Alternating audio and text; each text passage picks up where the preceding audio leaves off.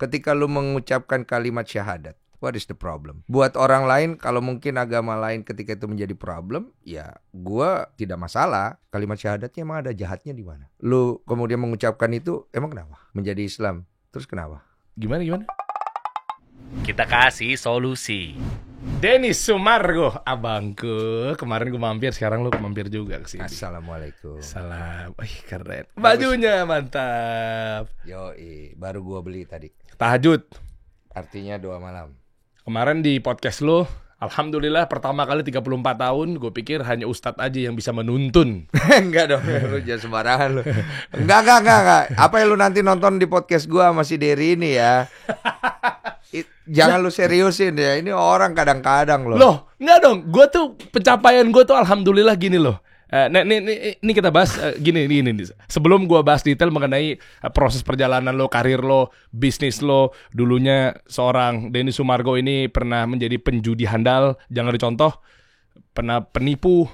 Anda juga pernah memasuki barang dan merugikan negara. Enggak dong. Saya bersama pemerintah akan membawa Anda. Apaan lu dulu? Kalau tadinya dulu mau bikin bom katanya. Bersama pemerintah sekarang. Lah kan dulu kalau gue sekarang kan BNPT banget. Masa mesti gue cerita? Enggak udah. Oke, bagus ya. Nanti nonton di podcast gue itu. Iya. Nah, makanya gue bilang nih, gue nggak tahu nih tayangnya kapan, duluan lo apa duluan gue. Yeah. Anggaplah misalnya duluan gue, berarti ada satu alasan buat mancing lo untuk nonton ke podcastnya Curhat Bang gitu ya. Kenapa? Karena gue buka dengan selama 34 tahun akhirnya gue bermimpi bahwa gue pengen deh kayak Ustadz Fulan, Ustadz A, Ustadz B, Ustadz C. Ini kita gak bahas agama, gue gak mau bahas agama disclaimer ya. Tapi ini cuma intermezzo aja kemarin karena gue happy banget diundang di sana. Kenapa? Karena ternyata gue bisa loh menuntun orang dalam hal tertentu lah. Nanti lu nonton aja. Menuntun dalam hal tertentu ya. Nanti nonton lah. Ya, ternyata kebuka juga. Karena buat gue sebenarnya gak ada masalah. Apa sih masalahnya gitu loh. Ketika lu mengucapkan kalimat syahadat, what is the problem? Buat orang lain, kalau mungkin agama lain ketika itu menjadi problem, ya gue tidak masalah. Tapi kalau buat gue sebagai individu ya, nggak ada masalah. Emang masalahnya apa? Kalimat syahadatnya emang ada jahatnya di mana? Kemudian kalau lu mengucapkan itu, emang kenapa? Menjadi Islam, terus kenapa? Gimana? Ya kan sekarang ketika orang mengucap kalimat syahadat ya kan, dia berbicara gitu, terus dituntun gitu kan. Terus kan itu kan ada ritualnya, nggak mungkin kemudian dia menjadi sah begitu aja kan. Ada mesti diucapkannya bersama dengan siapa, terus apa, dan disaksi ada saksinya segala macam kan, bukan begitu kan? Iya, cuma memang ya balik lagi memang dari hal yang memang keniatannya, dia bersaksinya, niat dalam hati, dan seterusnya ya. Apakah dia bersungguh-sungguh atau tidak? Kalau misalnya ada juga yang cuma buat bercandaan, mainan, itu beda cerita tuh. Terus kalau misalnya gue buka Google, misalnya gue agamanya misalnya Buddha lah misalnya, gue buka Google gitu, terus gue kalimat syahadat ya kan, asyhadu alla ilaha illallah wa asyhadu alla Muhammad Rasulullah, gue baca gitu, terus gue kemudian menjadi Islam kan, emang ya? Oh ya, ntar itu versi yang berbeda, ntar gue tanya sama Ustadz ya. Itu makanya gue tanya sama lu. Iya kan pasti kan ada mungkin dari hatinya segala macem dong. Kalau cuma ngucap kan belum tentu kemudian itu. Tapi yang lebih menjadi persoalan dalam tanda kutip, gue happy-nya tuh kenapa? Karena ternyata lu gak coba ngucap doang. Makanya gue happy-nya tuh kemarin tuh gara-gara maksudnya lu suka dengan budayanya. Suka. Iya kan, sama bapak lu juga katanya. Bapak gue kan seorang muslim haji lagi gitu. Terus keluarga gue yang dari nenek gue banyak yang muslim. Bahkan mungkin lebih Islam dari kita. Bahkan lebih duluan Islam dari kita semua kan. Kita lahir belakangan gitu. Dan gak ada masalah gitu. Oke, kita bahas deh. Seru nih, aku seru sekali. Iya. Ya, kita bahas ya. Tahun 2000 film 5 cm tuh iya, apa ya? 2012-an. Iya kan? Iya. Itu gue tahu lo, dan akhirnya gue cari tahu nih orang nih seru nih orang nih kocak nih, dan seterusnya. Gue cari tahu, teman gue juga tahu ternyata lo main basket. Akhirnya gue coba profiling, dan di tahun-tahun itu tuh bertubi-tubi nama Denny Sumargo muncul. Tapi mohon maaf ya, itu seakan-akan merusak personal brand. Iya. Anda pada saat langsung itu aja lu basa-basi banget. dituding ngambilin anak perempuan. Itu udah benar, gue dituding udah. Iya benar juga. Iya itu udah benar, itu faktanya, ya kan? memang gue Fakta dituding. begitu kan. dan seterusnya. Ya banyak lah. Dicap bad boy, dicap suka main cewek, dicap sebagai suka berantem, pembuat masalah, cowok nggak tanggung jawab, mau kondo, modal komitmen doang. Iya. Gue selamatin. Iya. Gue selamatin. Boleh ngomong jorok gak? Gue ngomong jorok Enggak kalau boleh. Iya. Mau kondo modal komitmen doang. Jadi asal komitmen doang tapi nggak bisa dipercaya kan gitu kan. Terus kemudian banyak lagi cap-cap buruk yang akhirnya nempel di gua. Nah ini yang mau gue pelajarin gini Bang. Gimana caranya akhirnya bisa melepas yang tadinya memang citranya personal branding sudah buruk. Ini kan bagian dari memang channel ini kan kita kental sekali. Anda nggak usah sosok nanya klarifikasi. Channel ini channel bisnis, gue berani pastikan. Bukan dakwah ya. Soalnya ada yang nanya kemarin, Bang undang Dery, tanyain dong. Dia katanya dakwah, terus kok berubah sih gitu. Semua klarifikasinya udah gue bahas di situ. Lu nonton aja deh. Kalau di sini ntar jadinya kita nggak bagi views. Kita bagi views ya. Ntar gue jadi hostnya kan. Kalau pengen tahu gue nggak mau Bang. Ya kan emang dia narasumbernya. Kalau pengen tahu detailnya kayak gimana nonton channel dia. Udah gitu aja. Ya. Ntar orang nonton sendiri tuh. Makanya. Nah makanya. Ada 5 juta orang yang penasaran. Iya. Semunafik apa sih lu katanya? Wah gila. Itu kan kata orang. Ya makanya kan gue jawab. Iya. Gue nggak mau jawab di sini, lu nonton aja ntar. Oke, silakan. Ya, oke ya. Nah, kalau gue ya bisnis, karir udah gitu. Makanya ketika mau ngambil angle agama lebih kental, ya biasanya gue undang Ustadz kan gue ngomong juga di sana. Iya. Udah nonton aja lah. Iya. Gini, kan Citra udah rusak ya. Kalau dari segi rusak. personal brand dan seterusnya. Iya. Nah, akhirnya sekarang jadi banyak yang suka. Jujur bini gue tuh nonton. Bahkan gue sakit hati terdalam. Bini gue bandingin gue dengan orang yang tuh kamu pakai itu dong sabunnya biar lebih glowing kayak Christian Sugiono. Gue nggak sakit hati. Tuh kamu kayak gini dong pakai bajunya gitu kan. Kayak Herjunot Ali. Gue nggak sakit hati. Fisik gue diadu nggak sakit hati. Tapi ketika bertubi-tubi penyerangan kepada podcast kasih solusi yang sempat rame, akhirnya gue klarifikasi tempat lo juga kan, podcast dakwah apa segala macem, gue lumayan kecemburuan gue pertama kali ketika bini gue bilang begini, gila yang komen kamu parah banget, aku sempat sedih lo, mau nangis lo, nggak pernah aku ngerasain bertubi-tubi kayak begini, dibanding-bandingin kamu kalah ganteng sama Vino Gebastian, aku nggak apa-apa dan kamu ketawa-ketawa doang, tapi ketika merasa bahwa udah hina kamu munafik apa segala macam bini gue langsung contoh yang pertama kali apa dan itu gue yang menjadi cemburu totalnya adalah kamu kayak Denny Sumargo aja yang baik-baik podcastnya gue langsung kayak lah apaan? Tanya bini gue bener nih ada chatnya gue kasih tahu podcast gue udah dibilang keramat menyebabkan kematian orang ya. Buka ya gue juga sering berapa kali dibilang host yang terlalu banyak motong jawaban orang. Gue juga. Iya. Tuh kan sama kan? Terus gue dibilang gak konsisten, bintang tamunya membosankan. Terus dibilang lagi kalau gue tuh cuman cari AdSense doang. Banyak kok. Padahal emang iya. Gue cari AdSense. Lah mau cari apa kita? Kan banyak kan yang kita cari di dalam sebuah podcast. Kita cari cuan juga. Kalau kita memang niatnya mau bantu, ya kita bantu. Tapi kan niat membantu kan hanya Tuhan yang tahu. Semua orang akan bicara tentang saya mau membantu. Tapi hati orang siapa yang tahu? Iya kan? Terus tujuan gue juga memberikan wadah untuk orang lain. Tujuannya apakah hanya sekedar untuk mencuankan dia punya masalah ataukah ada faktor lain gitu, kayak misalnya mungkin memberikan dia kesempatan mengklarifikasi supaya orang bisa melihat sisi lain dan gue dapat cuan, boleh dong. Ya kan sama-sama enak. Nah itu yang nggak diterima sama netizen terhadap gue, makanya detailnya nanti lo bisa nonton di channelnya Denny Sumargo ya. Ya mungkin karena lu kurang ganteng mungkin. Gue bilang bukan gak ganteng, kurang ganteng. Ya, mungkin ya. Lu boleh coba sombong face wash. Oh lu punya ya? Kan gue udah promoin baju lu. Iya, sombong face wash. Coba dong, ntar dong. Nanti gue kasih coba ya. Itu bagus. Bikin netizen jadi gak nyerang gue? Kemungkinan gak. Karena lu akan dicap sombong abis itu. Karena kalau orang sombong apalagi ya kan. Udahlah biarin aja. Okay. Paling kena azab. Iya. Nah ini lu kan selalu melabeli lu adalah pebasket sombong apa segala macam. Kenapa lu bisa ngomong seperti itu? Ini ngomong konotasinya yang positif dulu teman-teman ya. Bukan maksud ntar jangan-jangan lu mendukung perilaku sombong. Bukan. Tapi akan nyambung ke cerita yang akan dibahas dari awal. Kenapa lu sampai nge-labelin seperti itu? Apakah gara-gara memang udah lu lewatin semuanya, bahkan gue udah tahu dasar laut seperti apa, jadi gue udah gue siap bangkit, nggak peduli gue sama kata orang. Peduli lah. Gimana tuh? Bisa masukin barang-barang legalitas judi dari awal? Mau dari mana? Mau dari sombong dulu apa? Enggak. Iya, ntar akan nyambung ke situ maksud gue. Iya, Dari oke. tetap dari awal. Gimana Bang Den? Jadi perjalanan hidup gue itu kan di awalnya banyak pasti orang yang udah tahu gue tuh tumbuh dari background yang terpisah dari ibu dan bapak pisah. Terus kemudian gue tumbuh berpindah dari satu rumah ke rumah lain. Terus gue harus survive dengan segala kondisi yang terbatas. Nah, gue mulai belajar untuk memikirkan hidup itu dari umur 7 tahunan. Gue tuh selalu bertanya hidup itu apa? Masa gue hidup begini doang? Terus gue mulai banyak membaca buku karena gue sering disuruh beli belanjaan di supermarket. Di supermarket ada section buku-buku. Pertama awalnya baca Dragon Ball, Tapak Sakti. Gue juga baca. Gue lama-lama mulai agak bosen. Terus gue ngeliat ada buku-buku di sisi yang lain tuh terbuka buku-buku yang agak berat. Tapi kayaknya connect dengan pencarian yang gue cari kan.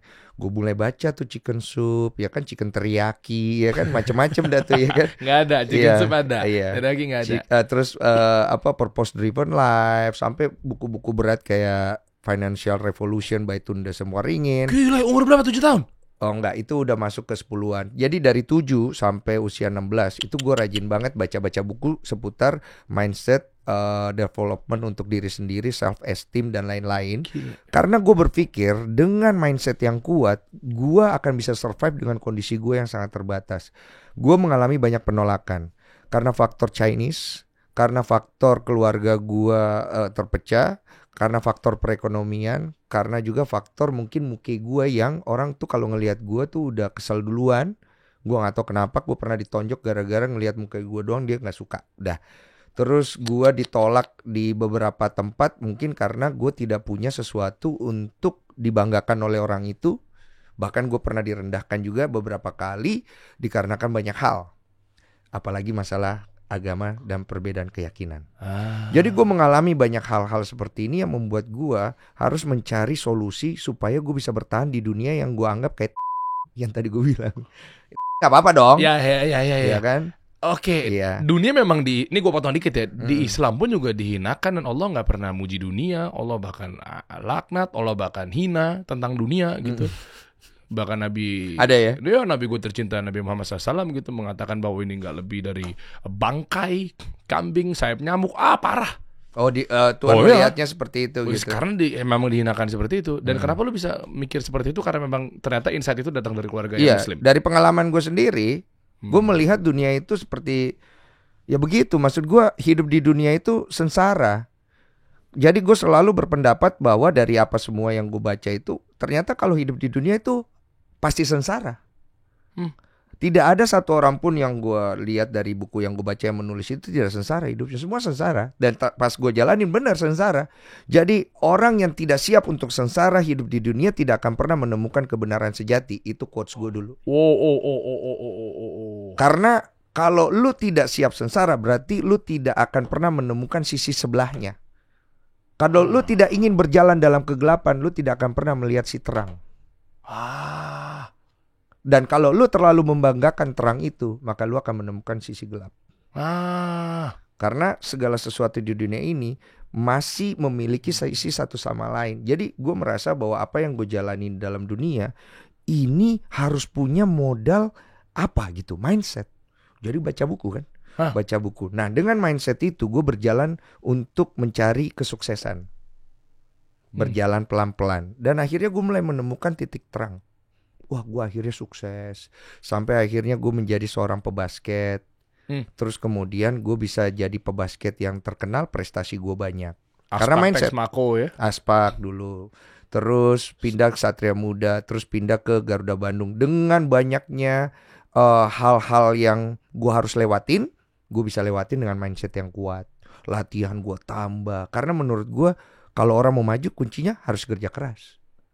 Gak ada lagi kerja keras. Dan gue gak percaya Tuhan saat itu. Gue bilang peran Tuhan di dalam hidup kita apa? Toh kadang-kadang kalau kita lihat di luar sana, orang itu banyak dosa kan. Kalau Tuhan kan kita bicara tentang dosa kan pasti. Tuhan tambahkan banyak sekali harta dia. Banyak uangnya, enak hidupnya, Bisa dia main sama cewek tanpa memikirkan perasaan istrinya di rumah. So what is God gitu loh. Seadil apa Tuhan kalau kita bicara dari perspektif itu kan. Jadi gue ngerasa udahlah, jangan bicara keyakinan deh, jangan bicara agama deh. Kita bicara tentang ilmu pasti hidup aja gitu loh. Bahwa hidup itu kerja keras, kalau mau sukses, that's the way. Jadi gue berjalan dengan itu, dengan semua mindset gue. Akhirnya pelan-pelan gue menjadi sukses. Gue akhirnya pada saat basket gue udah mulai berprestasi. Gue sempet akhirnya dagang, masukin BlackBerry ke Indonesia. Terus kemudian gue dapet cuan banyak. Itu legal nggak? Sebenarnya sih ilegal ya, tapi gue lewat bea cukai. Lewat bea cukai kok ilegal? Iya, cuma kan masuknya kan kita juga kadang-kadang nggak masuk dengan SOP yang benar kan. Berarti ketemunya oknum. Ya pasti ada oknumnya. Gawat nih, pemerintah harus tahu nih biar diberantas nih oknum-oknum pemerintah koruptor. tahu lah, nggak mungkin nggak tahu. Hey, Anda tahu dari mana? Ya ini kan udah dibicarakan di semua platform, bukan hal yang baru. Tinggalkan ada waktu nggak untuk menangani, ada exposure nggak untuk menangani, ada prioritas nggak ke sana. It's just a term of it. Indonesia, dunia is about mata lagi kemana. Kalau mata lagi nggak ke situ, ya apapun yang lu buat nggak akan ada yang lihat. Dan itu ilmu pasti kan, gitu. Cuma kan gue dalam perjalanan gue itu, gue melihatnya bahwa apa yang gue lakukan itu ya cara gue untuk survive. Kenapa gue harus memikirkan orang lain dengan cara mereka? Gue gak pernah mau ganggu hidup orang. Jadi gue jalan lurus aja. Sampai uang gue banyak, terus gue main judi. Gamblangnya gue udah sering cerita lah. Orang udah pasti banyak yang tahu. Tapi audiens gue mungkin belum tahu. Intinya gue banyak judi lah. Nanti lu cari tahu lah kisah-kisah panjangnya. Podcast lu cuma sejam. Iya. Nah, gue penasaran aja adalah duit dari black market lu putar ke judi. Bukan putar, gue main judi. Ya kan main judi nyata kan buat diputar kan biar lebih. Mana ada orang main judi bisa untung? Lah kan dulu kan lu nggak tahu. Kan dulu kan pasti kan kita tahunya. Tahu, gue tahu. Lu main dulu karena banyak influencer aja bahas sekarang ini. Gue tahu dulu kalau mau menang, kalau mau banyak uang dari judi jadi bandar. Tahu? Lah kenapa lu jadi main? Kenapa nggak jadi bandar? Emang gue hobi aja, gue pengen ngabisinnya itu uang. Kan gampang gue dapetnya. Gue pengen tahu rasanya ketika menghamburkan uang sebanyak itu. Karena gue penasaran lihat orang, dia punya uang sebanyak itu, dia beli Lamborghini, dia pakai untuk senang-senang. Apa sih yang dia rasain? I want to know the experience. So one day ketika gue tua, gue gak perlu lakuin hal yang gak perlu gue lakuin. Oh. Jadi gue beli mobil mahal, gue jemput cewek dengan mobil Mercedes 2 pintu, ya, main di hotel segala macam. I experience all the scene. Ini jangan contoh ya. Ini waktu itu kan pilihan lo aja waktu itu. Iya. Lah lu gak perlu bilang sama mereka. Kalau mereka mau contoh dia tapi dari itu dia belajar kan. Kan hidup bicara tentang kita belajar dari kesalahan. Cuma kan gak harus bikin tolol dulu biar menikmati. Kalau mati saat itu gimana nih? Iya, maksud gue begini. Kita jangan mengajari orang untuk melakukan hal yang salah. Oke? Tapi orang di luar sana tahu kok apa itu salah. Gak mungkin gak tahu.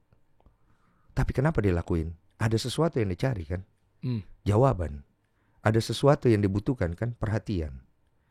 Jadi itu kan proses hidup orang.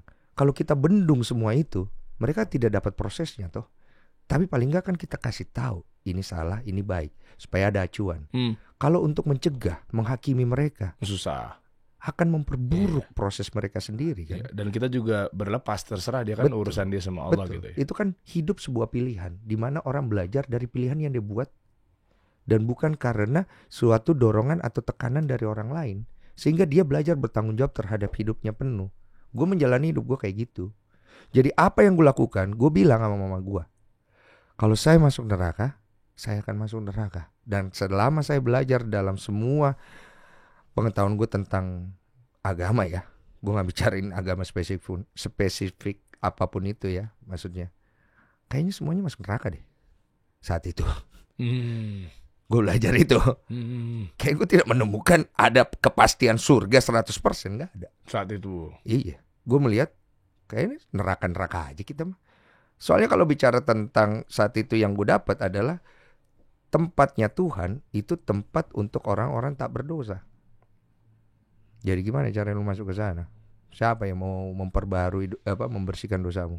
Amal ibadahmu aja tidak mampu. Akhirnya nih jadi nyambung nih. Gue gak mau bahas agama lebih lanjut ya, tapi jadinya mengingatkan mungkin nanti bisa lanjutkan ke Ya ini kan cara berpikir gue iya. dulu. Ya itu tentang gue nggak tahu, ini gue nggak bilang bahwa ini adalah bentuk tafsir apa enggak, tapi akhirnya jadi mengingatkan gue bahwa masuk surga itu gara-gara rahmat Allah. Nah artinya kalau istilahnya di bahasa kasarnya lah ya, kasarnya ya udah ya terserah Allah mau pilih yang mana gitu. Rahmat itu artinya apa ya? Ya rahmat, kasih sayang gitu lah. Datangnya dari dari Allah datang ke Tuhan manusia kan, dari Allah kan. ke hambanya. Iya. Kalau manusia tidak punya kasih, bagaimana caranya dia bisa mengetahui kasih Allah itu? Jadi maka gue percaya sekarang barang siapa dalam perbuatannya tidak ada kasih, sesungguhnya dia mengerjakannya untuk dirinya, bukan untuk Tuhannya. Nah disitulah turning point ketika kemarin katanya sempat nggak percaya, akhirnya lama-lama gali, nah jadi percaya. Terlepas dari agamanya apa, kita saling menghargai ya. Karena mengalami, gue percayanya. Gue percayanya tuh mengalami. Jadi gue mengalami proses yang tadi sampai akhirnya uang gue habis, sampai akhirnya gue kena kasus tahun 2012, sampai akhirnya nama gue jelek, sampai akhirnya gue itu stres banget. Gue udah cerita lah prosesnya. Sampai akhirnya gue memutuskan mau kabur dari Indonesia untuk kerja di kapal pesiar. Sampai gue pengen melepaskan semua yang gue punya hanya untuk supaya orang tidak kenal gue dan gue bisa memulai dengan Denny yang orang tidak tahu siapa gue. Wah gila sih. Ada di titik itu. Semua orang mungkin pernah mengalami satu titik di mana dia just wanna go. Nah, gue gak mau lompat dikit ya, agak cepat kesana, ntar tinggal kalau mau balik dikit juga gak masalah. Gimana caranya ketika udah rusak nih secara personal brand, gue nyebutnya personal brand lah ya. Terus kok bisa-bisanya akhirnya lu hadir kembali terus diterima sama audiens? Itu yang lagi pengen gue gali tuh. Maksudnya apakah butuh rehat sejenak, melupakan yang ada, jadi seakan-akan Indonesia lupa punya orang yang namanya Denny Sumargo gitu kan? Nah, nggak, maksud gue nggak tahu, gue awam ya. Maksudnya ya kan kita nggak tahu masalah orang kan. Allah ngasih takdir ke gue tuh seperti apa, tapi kan nggak ada salahnya gue ikhtiar untuk gimana caranya gue untuk bisa belajar menyelesaikan masalah untuk diri gue sendiri. Kan gue nggak ada yang tahu kan, gue kesandungnya kapan apa segala macamnya. Nah, terus sekarang ya gue ngelihat sih bini gue gitu ya. Gue ngelihat dari skala yang kecil dulu aja. Ngelihat podcast lu diterima gitu poinnya. Karena mohon maaf ya, maksudnya alhamdulillah atas izin Allah kayak kita Om Ded, lu ya kita lihatnya dari survei membuktikan deh. Ini hitungan duniawi bodoh-bodohannya aja ya. Dengan adanya subscribers, views, ya artinya kan diterima lah. Meskipun ini subjektif ya. Tapi kan ada juga ya kan kawan-kawan kita yang udah berdarah-darah dia nggak. Itu maksud gue itu kategori yang mohon maaf itu nggak diterima. Nah, dengan permasalahan yang tadi, ketika lo muncul ke permukaan, kayaknya nggak dapat jutaan views juga gitu loh. Kalau memang kondisinya belum diterima. Nah, gimana caranya? Nggak tahu gue. Hah? Masa sih? Karena kalau lu tanya sama gue bukan pakar. Gue nggak tahu apa-apa. Kalau gue bisa sharing, yang gue tahu adalah saat gue berproses itu, gue menemukan Tuhan di umur gue 33 lewat sebuah kejadian waktu gue mendaki sebuah gunung. Banyak yang pasti udah tahu juga ceritanya. Dari situ tuh. Iya. Ketika lo berasa buruk bahwa ini mah gak bakal sukses bikin media kayak begini apa segala macamnya gitu kan. Terus nyambung lagi tuh, Allah tidak akan merubah suatu kaum kalau kaum itu tidak mengubah dirinya. Gue pernah bikin quotes, gue sering bilang tentang gue. Bagaimana lu pengen dilihat, Den? Gue bilang, lu melihat gue sebaik-baiknya dirimu dan seburuk-buruknya dirimu. Karena apapun yang ku katakan kepadamu tidak akan mengubah sebaik-baiknya dirimu dan seburuk-buruknya dirimu. Wow.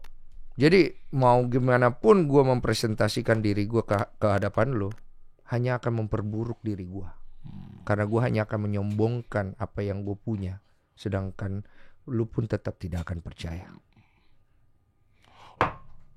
Udah itu udah kode. Kode apa? Di atas. Apa? Jalan yang lurus. Lah? Jangan gengsi, Den. Emangnya orang beragama dan tidak beragama tidak tahu namanya jalan yang lurus? Tahu lah. Iya. Semua orang tahu yang namanya jalan lurus kan. Cuma kan beda-beda untuk setiap keyakinan cara menjalaninya kan. Ya iya kalau lu lurus menurut lu. Iya kan semua orang kan pasti merasa benar menurutnya. Pada saat pengadilan nanti menurut kau. Ini dorong dikit masuk ini. Atau lu yang pindah. Bercanda dikit lah, bercanda dikit ya kan. Nah, ini kita lihat dari sisi karirnya, bisnisnya, ya usahanya, kita balik ke core nih. Iya, kan kita bicara image. Nah, buat menyambungkannya, gara-gara hal itu, gua akhirnya image gue menjadi lebih baik. Karena hal itu mengubah hati gua. Itu, nah ini yang mau gue tanyain. Iya Kenapa? kan? Karena lo udah merasa bahwa udah dibuka semuanya. Iya. Kelihatan bahwa lu ternyata nggak bisa dalam arti apa-apa nih menurut keputusan lo dan Iya. seterusnya. Di Gitu. situ gue baru sadar kalau gue sombong. Kebaikan yang gue banggakan di hadapan suara itu pun itu ternyata sebuah kesombongan. Iya.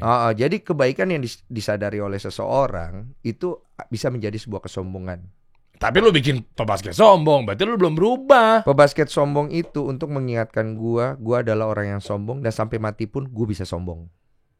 Supaya gue tahu bagaimana caranya untuk belajar rendah hati. Karena kalau kita tidak diingatkan, maka kita akan lupa. Selama ini kita selalu menganggap diri kita rendah hati. Maka kamu tidak sadar bisa jadi sombong. Oh iya. Ini asik nih angle-nya nih. Iya. Itu perspektif gua. Iya. Soalnya pertama, kita tahu lah kalau dengan orang misalnya seorang Denny Sumargo, pebasket sombong, ya kita ngomong dari fitrah manusianya aja ya. Ya kali masa dia kayak gitu sih, logikanya itu. Ya kan? Meskipun konotasi negatif nih kata sombongnya. Nah, terus yang kedua adalah tadi asik tuh angle-nya. Ketika memang lu merasa bahwa disandingkan dengan hal-hal yang negatif, lu membersamai dengan hal-hal yang gak disukai sama orang, ya kan, nggak berada di titik yang merasa kayaknya gue perspektif gue rendah hati nih.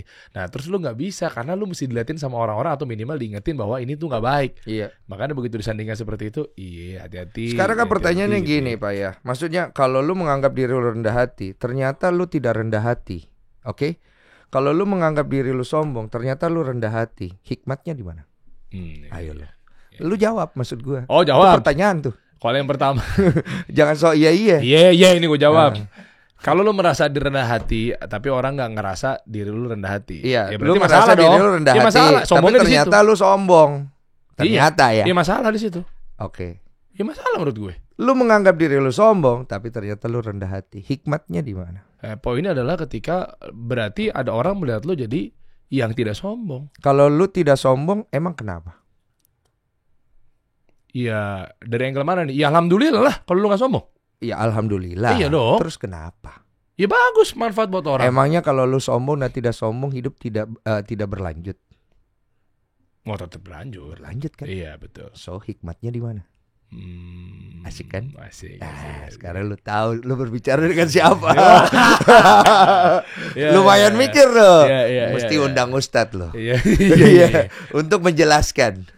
Iya, soalnya lu gak bakal bisa nolak takdir juga. Itu tetap Sekarang berjalan. kan kalau lu rendah hati, lu sombong, hidup berjalan nggak? Jalan tetap. Jalan. Jalan lah. Makan tetap makan dong. Iya. Dosa tetap dosa. Ya, terus kenapa lu harus ngelakuin yang itu kan? Poinnya itu. Hikmatnya di mana? Iya. Oke. Poinnya jadi apa yang perlu lu sombong? Kita kasih giveaway kali ya di kolom komentar ya bagian tahu ya. Ada 3 juta rupiah dari Denny Sumargo. boleh. Kalau benar boleh. Nggak serius nih? Serius 3 juta rupiah boleh. 3 juta rupiah. Untuk modal usaha. Karena kan Iya. lu UMKM ya. Nah. Siapa tahu 3 juta gue jadi berkat buat dia, gue jadiin deh. Amin ya Oke. Rob. Nih ya, gue ulang sekali lagi ya. Oke. Pertanyaan barusan teman-teman, ada mekanismenya, hikmatnya di mana? Kalau lu nggak tahu, daripada waktu lu mundurin dulu video ini sedikit. Yes. Mundurin dikit, lu ulang-ulang. Oke. Nah, ini kan tentang mengenai motivasi hidup. Iya. Ya, nggak usah ribet-ribet dalil apa segala macam. Ini tentang kehidupan kok. Iya. Nah, lu komen di bawah.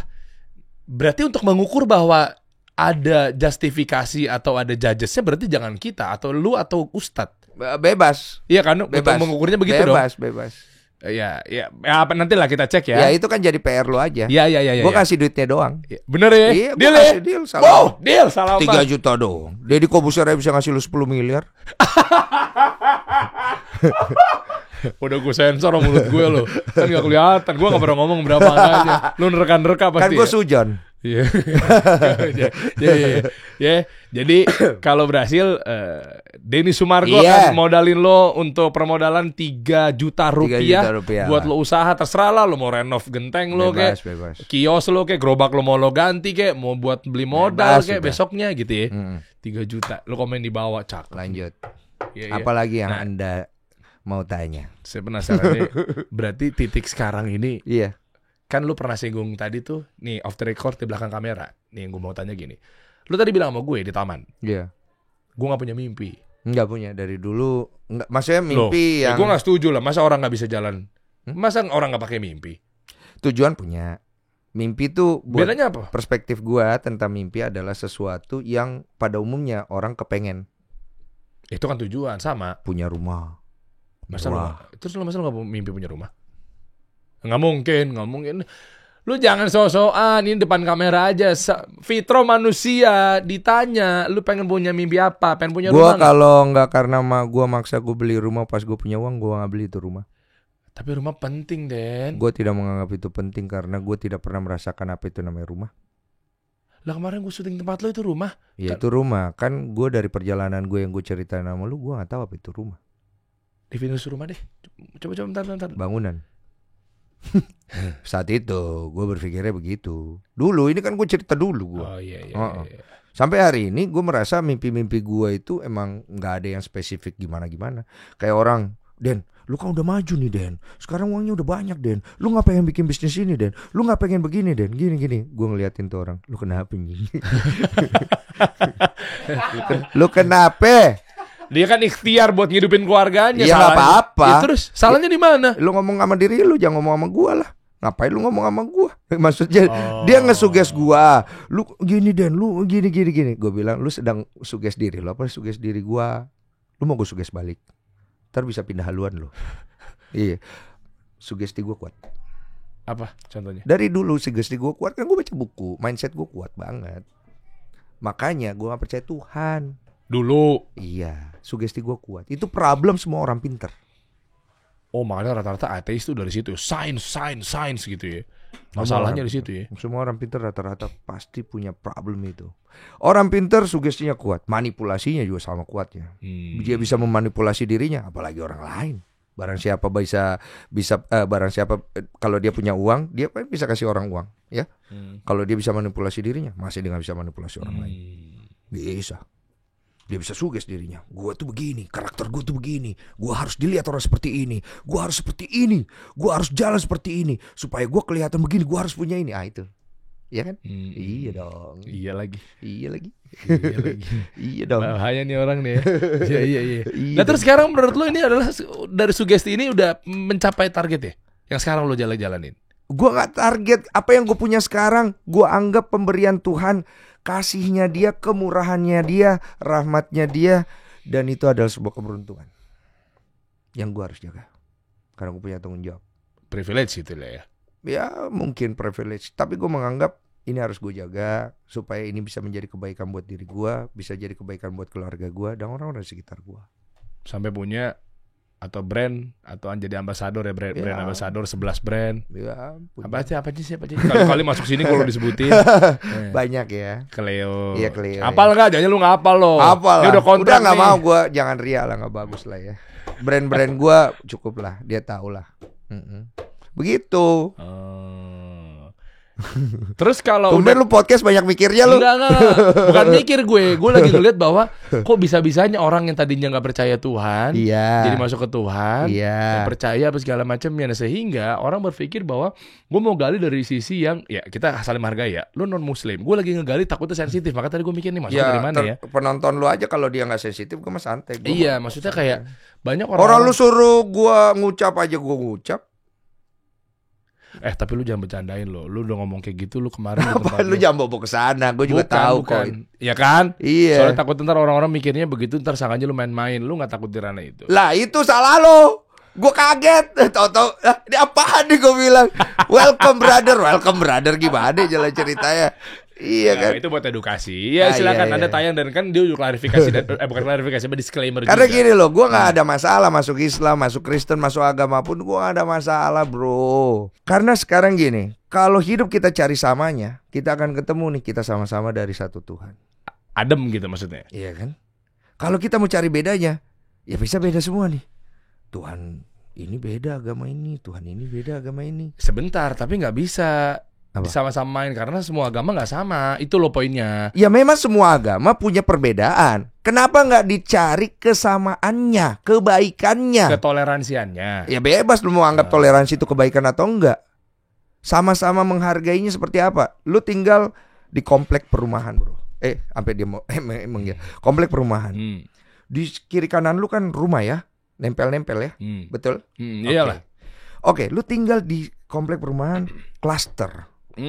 Rata-rata kalau klaster rumahnya sama ya. Mirip-mirip ya kan, didesain sama. Sama. Lu boleh renov biasanya ada 5 tahunan kemudian ya kan. Karena nggak boleh ngerubah fasad. Terus kalau kita lihat dari depan, sama ya. Terus apa bedanya?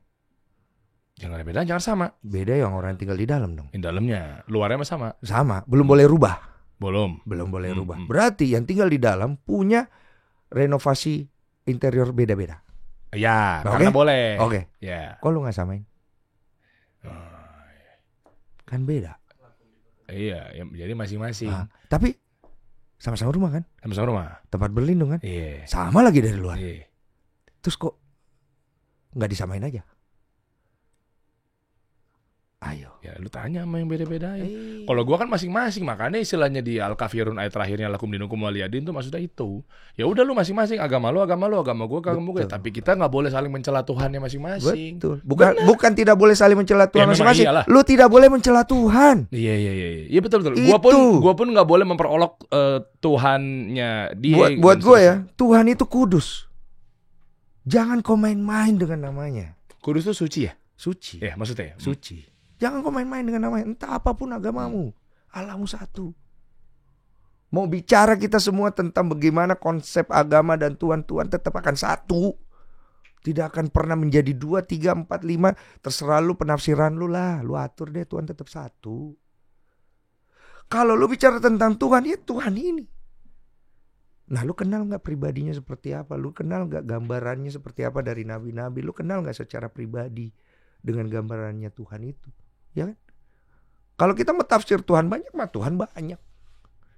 Tapi kalau kita bicara tentang realitasnya, Tuhan tetap satu. Secara keimanan dan seterusnya ya? Terserah, Tuhan satu. Kalau Tuhannya banyak, ya nggak begini. Berantakan di negara ya? Orang satu aja kita begini. Apalagi Tuhannya banyak. Iya kan? Iya kan? Lu mau ada wujud lain? Nggak ada. Nah, itulah yang diyakinin ketika udah dapet satu pencerahan bahwa ya minimal lo tahu lah ya, meskipun kita berseberangan teman-teman ya, tapi begitu turun gunungnya. Beda rumah kan kenapa? Iya boleh pemahaman. Yang penting lu kalau kita lagi tidur jangan main musik keras-keras dong, saling menghargai lah. Makanya ada aturan. Aturan dibuat karena ada perbedaan. Kalau nggak ada perbedaan, apa yang akan terjadi? Tak ada kehidupan. Kalau tak ada kehidupan, ngapain Tuhan ciptain? Pintar loh dia. Bukan pintar. Iya bener. Bukan biar kita jegrak. Makanya kan kayak istilahnya negara ini kenapa ada pemerintah, ada regulator, diatur. Iya. Soalnya kenapa? Karena kita beda-beda. Makanya diatur. Iya, cakep tuh. Supaya ada korupsi. Nah, maksudnya gimana? Supaya ada celah korupsi. Supaya ada perbaikan dalam bidang itu. Ya masalah kan bukan akhirnya kemudian, Bang, hidup itu gak boleh sakit Bang. Pasti akan sakit. Penyembuhannya jalan gak? Pasti ada korupsi. Semua negara gak mungkin gak ada korupsi. Dibenerin gak korupsinya? Kan yang masalah bukan menghentikan korupsi, memperbaiki supaya korupsinya berkurang. Daripada makin nyerempet, mending kita bahas bisnis aja kali ya. Ini pun gue gak tahu banyak yang tayang apa dikat deh.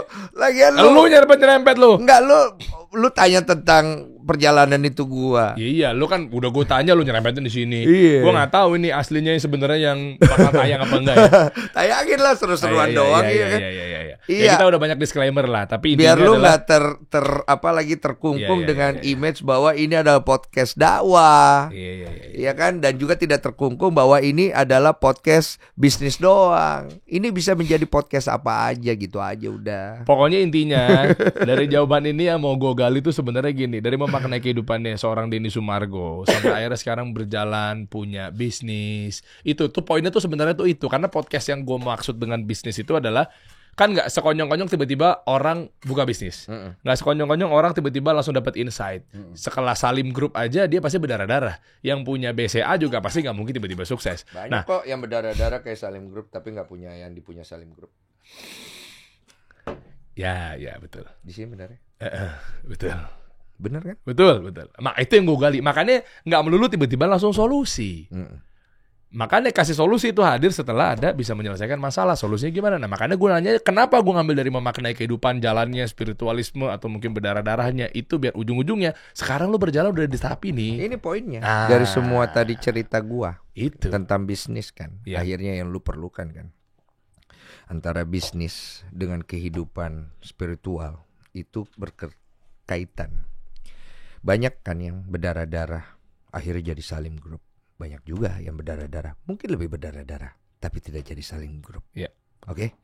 So, ketika kita bicara tentang bisnis, hal pertama yang harus kita lakukan, apakah melihat Salim Group sebagai motivasi atau melihat yang berdarah-darah tidak menjadi Salim Group? Wah, keren.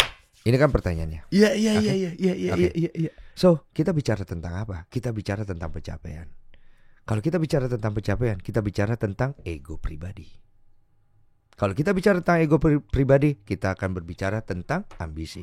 Bicara tentang ambisi, kita akan berusaha untuk sempurna dalam mengerjakannya. Dan siap-siap untuk patah hati dan menyesal. Baru dapat wisdom. Ya kan? Dari wisdom ini kita mulai belajar bahwa ternyata ketika kita memulai bisnis, jangan takabur. Jangan merasa bahwa kita harus menjadi ini, menjadi itu, menjadi ini hanya untuk sekedar uang. Apakah uang akan menjadi prioritasnya? Ataukah apa yang kita cari yang bernama uang ini untuk bisa mewujudkan kebahagiaan kita? Bikin bisnis untuk bisa punya uang. Punya uang supaya bisa bahagia. Kenapa enggak? Bikin bisnis bahagia. Oke. Punya uang tambah bahagia. So when you start a business, fokus lu kalau bicara tentang profit orientasi, lu akan menemukan banyak kegagalan. Dan ketika lu menemukan profit orientasi ini, jiwa lu akan kosong. Karena lu melihat ini, lu tidak melihat ini. proses. Gue nangkep nih. Makanya kenapa tadi lo coba gagali nyerempet-nyerempet ke makna atau jalan hidupnya. Ketika melihat Salim Group udah jadi, apapun lo lakuin untuk mendapatkan itu. Ya, apapun segala cara, apapun untuk mendapat tujuannya itu bisa tuh. Kalau nggak dapat gimana? Nah, berarti dibalik polanya. Kalau nggak dapat, bukan lagi lo melakukan segala cara untuk dapetin itu, tapi untuk dapetin itu apapun caranya. Nah, kan dibalik tuh. Makanya dia nggak bisa melihat bahwa, oh iya ternyata prosesnya begini ya. Iya, banyak orang berpikir itu adalah jalan kebahagiaannya kan. Iya. Sampai dia sudah berusia tua. Dan dia baru tahu kalau itu bukan jalan kebahagiaan. Jalan kebahagiaan adalah naik-naik ke puncak gunung, lihat kiri kanan. Itu jalan kebahagiaan. Bukan naik-naik ke puncak gunung, lihat ujungnya. Karena ujungnya pasti akan lu dapatkan. Karena lu tetap jalan kok. Nggak ada orang tiap hari naik sepeda. Walaupun dia nggak mau naik sepeda, dia naik sepeda, dia nggak bisa naik sepeda. Nggak ada. Barang siapa melakukan hal itu setiap hari, pasti bisa. Yang orang nggak sadari adalah dalam proses itu apa kebahagiaan yang harus diambil.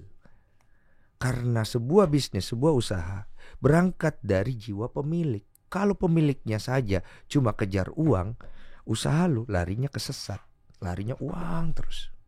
Tapi kalau pemiliknya bikin usaha, mau buat kebahagiaan, bantu orang, bantu dirinya, dapat uang, akhirnya dia dapat uang, dia dapat bahagia. Oh ya, iya. Soalnya kalau tujuannya udah langsung di set profit, berarti apapun nanti lu akan. Iya, it's okay kalau misalnya kita dalam kondisi yang lagi susah banget, kita butuh uang, kita cari usaha yang paling cepat untuk bisa ngasilin uang, it's okay. Tapi untuk long term, jangka waktu panjang, berapa banyak bangunan sih yang lu mau bangun? Emang Mark Zuckerberg tiba-tiba berpikir bahwa dia akan menjadi salah satu miliarder dunia sekarang? Enggak juga. Dia tiba-tiba sahamnya naik gitu, woi gue miliarder cuy, ya kan?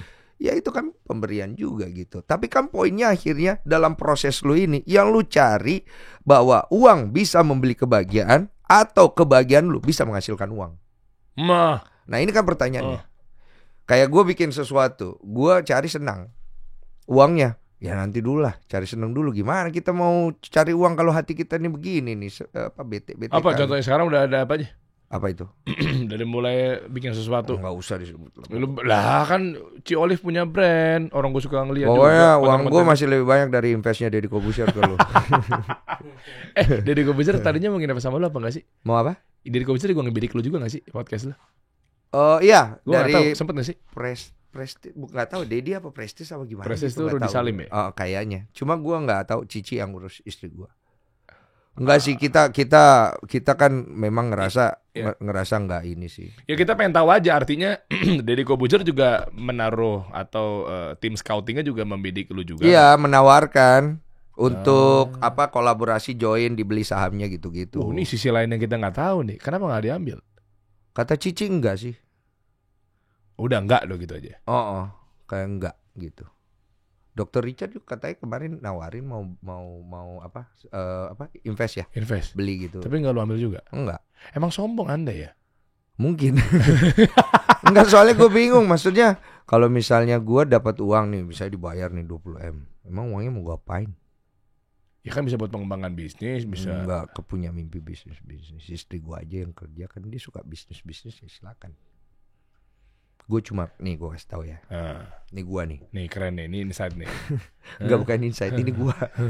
Gue kalau semoga Tuhan kasih gue kesempatan. Apa tuh? Masa tua gue pengen ngabisin waktu gue sebagian kerja, sebagian ngasih semua ilmu gue ke anak-anak gue. Oke. Sisanya gue pakai untuk ngurus mama gue sebelum dia berpulang. Oke. Setelah mama gue berpulang, buat istri gue sampai dia meninggal. Oke. Ada nggak isinya tentang uang? Tapi kan ngurus itu pakai uang. Iya.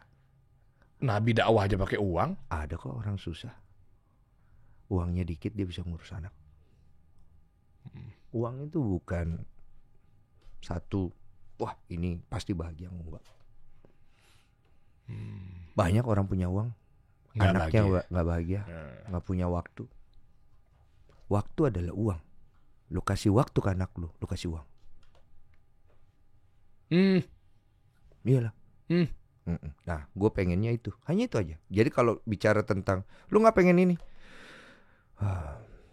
terserah Tuhan. Gue mah cuma pengen itu aja. Bentar, coba ini gue kupas deh. Berarti bisnis lu nggak punya? Punya istri gue. Istri, lunya? Nggak.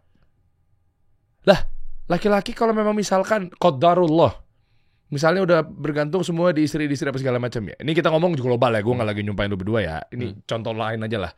Cabut, asetnya ada di istrinya. Lalu gimana? Ya gue, Bukan lu lah, maksudnya suami itu gimana gitu? ya gue nggak kenapa-napa cuy. Bangun lagi dari nol. Laki bro. Gila, udah kebiasa tough nih orang nih. Lah kenapa emang? Lah lu mulai dari nol juga. Yang penting lu bener kok. Kalau istri lu nggak bener, dia bola lari uangnya. Ya takdir kan tadi. Cuma kan gini. Lu mau apa coba? Lah, iya bener. Cuma bedakan nih. Nih gue di muslim nih ya. Nih. Lu jangan ngunci pintu rumah lu sama mobil dibiarin aja nyala. Gak usah dimatiin, gak usah dikunci. Akan jadi tawakal yang salah, Den. Iya salah kan? Lah iya, masa lu parkir mobil didiemin, tenang aja udah, nggak akan kemalingan, takdir ini, masa jadi gitu? Kan kita ada ikhtiar. Ada kan? Kan gue lihat istri gue, oh dia bisa atur ruang, gue kasih atur yang gue lihat, oh iya dia bisa.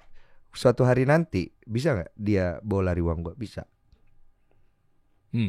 Bisa nggak? Bisa juga. Bisa juga nggak? Ya memang nggak harus dia bawa lari. Ya terus gue mau ngapain? Iya juga, nggak dibawa lari juga bisa, nggak juga bisa gitu ya. Sekarang anggaplah nggak di lu, dia mau bawa lari tuh bisa nggak? Ya bisa. Bisa. Kan lu suami istri. Iya. Orang yang paling bisa ngejatuhin lu adalah orang yang paling deket sama lu. Karena udah tahu borok-boroknya. Mau bebas lu mau kate bagaimana strategi lu. Orang yang paling deket sama lu, kalau lu salah, kelar hidup lu. So kenapa kita pusingin di situ ya? Itu urusan Tuhan kan? Iya, itu banyak orang terkungkungnya di situ. Apa tadi? Iya balik ke Tuhan aja. Baik takdir buruk. Iya, sekarang gini, dalam perjalanan hidup gua ada beberapa hal yang kita bisa usahakan. Ada banyak hal, tadi ada beberapa ya. Ada banyak hal lu nggak bisa. Mengatur angin, ya kan? Keadaan mengubah keadaan. Banyak hal yang kita nggak bisa lakukan. So, gue percaya ini batasan gue kerjain. Sisanya Tuhan. Gue selalu percaya prinsip Tuhan memberi, ibarat Tuhan punya tangan ya, ibarat ya. Untuk menyambut tangannya, kita harus berusaha. Kalau tidak ada usaha, bagaimana mau sambut? Gue mau ngasih lu rezeki, nih uang 10 juta. Apa yang akan lu lakukan? Ya maju.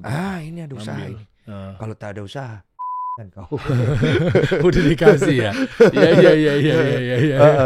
Iya. Berarti semua bisnis berarti Ci Olive. Ya, Ada apa aja? Nggak apa-apa, gue pengen tahu dari tadi, gue pengen nggak kepo. tahu lah, pokoknya ada lah. Dia mau nutup-nutupin orangnya. Jadi gini, gua kan skincare, tahu gue. ya adalah pokoknya dia. Ya kan? Apa jadi apa? Cukup lah buat gua ini main slot. Balik lagi lu ngawur. Apa tadi lu ngomong apa? Jadi gini. Apaan? Tadi lu jadi gini apa tadi? Ya udah pokoknya gitu, gua nggak mau bahas bisnis. Lah emang di channel bisnis lu harus bahas dong, minta gue. Ya lu harusnya udah Ci Olive dong, kenapa lu udah gua? Ya enggak kan, gue ngundang laki-laki. Mentang-mentang gua beli baju lu. Enggak, tapi gue unik aja. Ini podcast paling tidak ada arah ini. Oke. Gue penasarannya gini adalah kenapa kok tumben-tumbenan malah yang laki malah nggak mau bisnis, perempuan yang semangat bisnis. Soalnya gini. Gue pengen ngegali itunya dulu. Oke. Ini gue jelasin dulu. Gue bikin bisnis rumah makan. Gue bikin bisnis masukin barang. Gue pelajarin sistem bisnis ya. Oke. Dan gue sangat lumayan pinter bro. Pinter. Gue bisa ngasilin 35 miliar dalam waktu 1 tahun. Menurut lu gak pinter? Oh, dari pinter nol. lah. Gue pernah jualan BlackBerry. Nih apa? Kenapa gue ngomong pinter nih?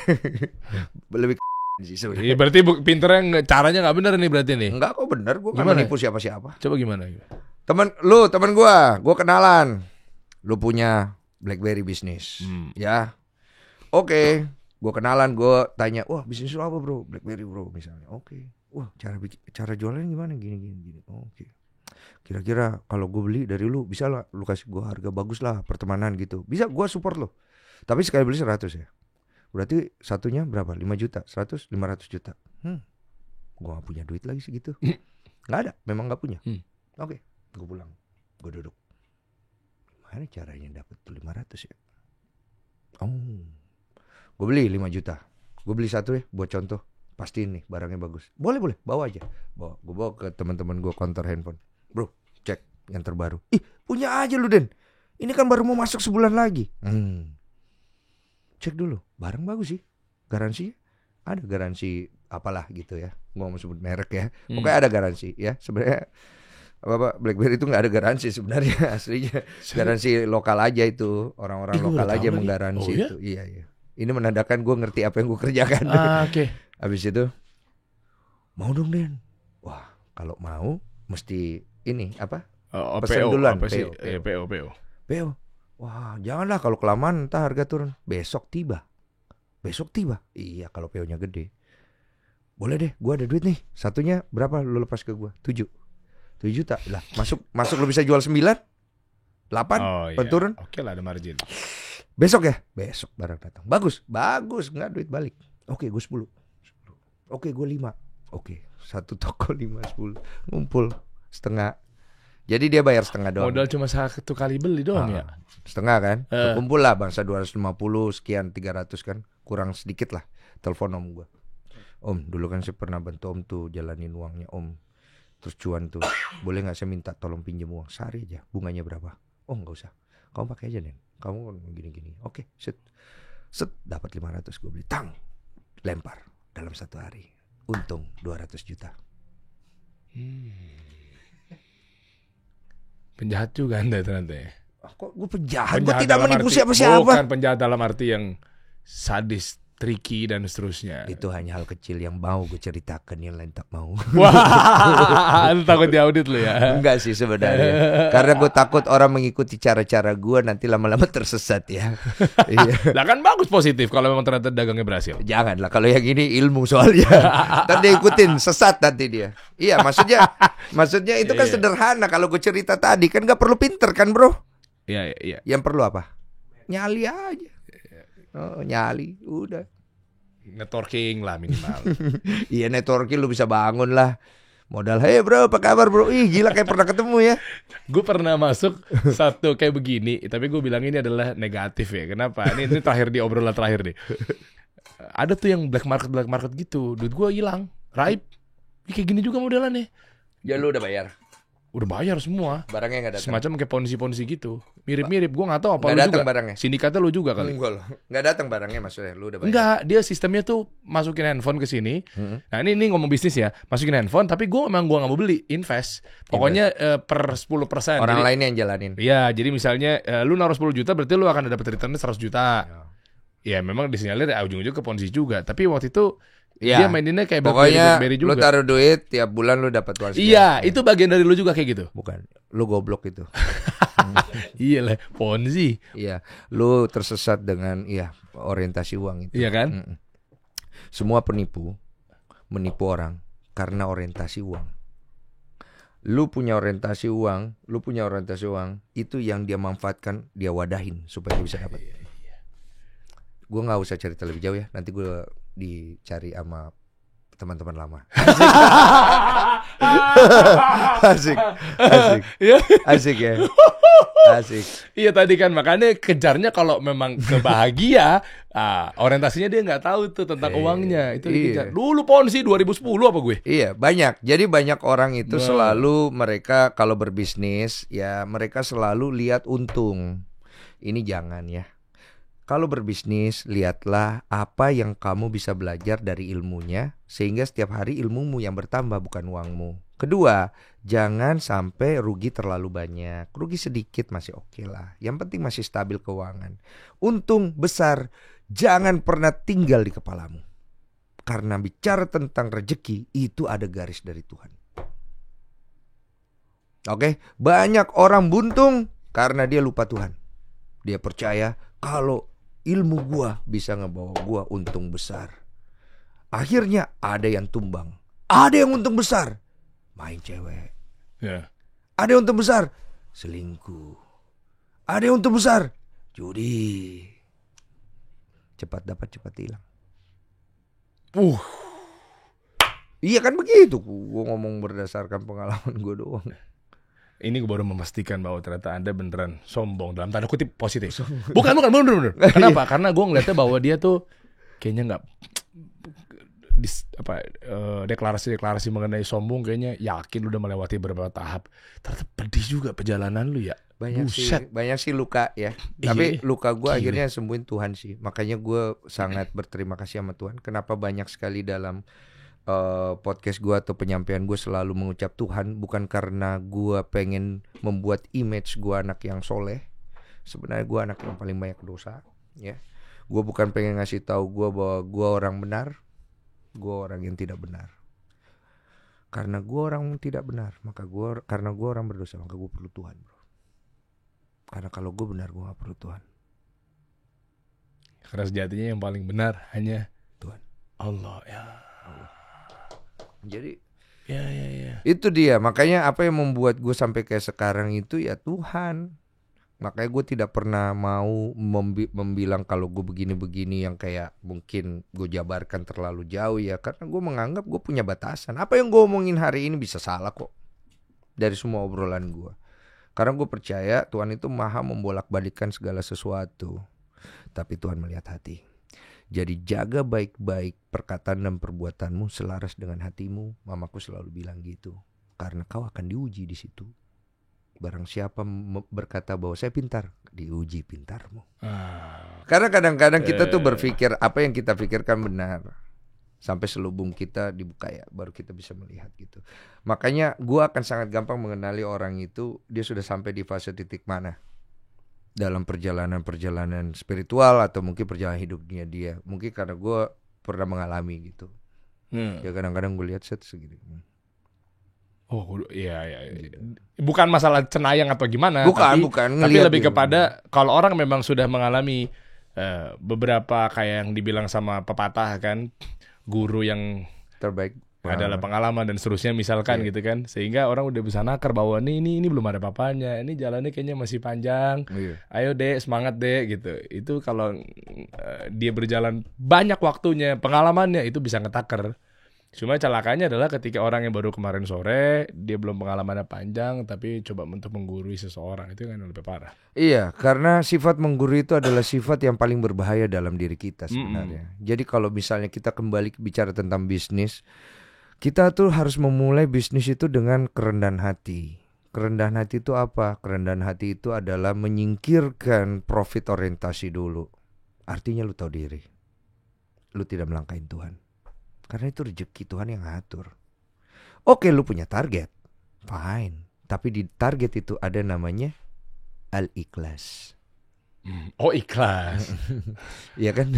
Kan ada surat al-ikhlas. Iya, kalau nggak mencapai, ya lu ikhlasin aja. Katanya dalam surat al-ikhlas kan nggak ada kata ikhlas kan? Oh iya, dalam surat ikhlas Katanya benar kan? Iya. Makanya gue bilang al-ikhlas. Iya, tentang Allah itu satu dan seterusnya. Iya. Gile. Banyak Jadi kita boleh punya target, tapi kita juga harus tahu bisa jadi bisa enggak. Kita boleh benar, tapi kita juga harus tahu bisa salah kok. Wow. Jadi hidup kita juga berjalan seimbang. Nah itu yang gue alami dalam hidup gue dari semua kesimpulan cerita kita. Masya Allah. Dalam berbisnis itu kita boleh punya planning, tapi kita juga harus siap bahwa kita juga bisa salah. Supaya ada kerendahan hati dalam menjalaninya. Sesungguhnya Allah bersama dengan orang-orang yang rendah hati. Dapat teman-teman kesimpulannya. Iya. Jadi bagi Anda yang punya masalah, curhatin aja bang, karena abangnya akan kasih solusi. Asik, gue tahu. Kayak penutupan lo yang kemarin, gue sambungin tuh. Orang pinter nih. Salah satu podcaster yang gue suka dan pinter ini Derry kasih solusi. Alah, terima kasih. Yo iya. Saya juga belajar sama Anda. Iya. Ingat ya, curhatin aja bang, karena abangnya akan kasih solusi. Siap. Kita kasih solusi.